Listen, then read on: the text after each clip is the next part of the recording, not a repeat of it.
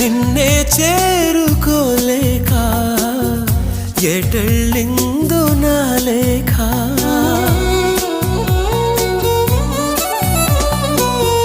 వినేవారు లేక విసుక్కుంది నాకేక నీదో కాదో రాసున్న చిరునామా ఉందో లేదో ఆ చోట నా ప్రేమ వరం లాంటి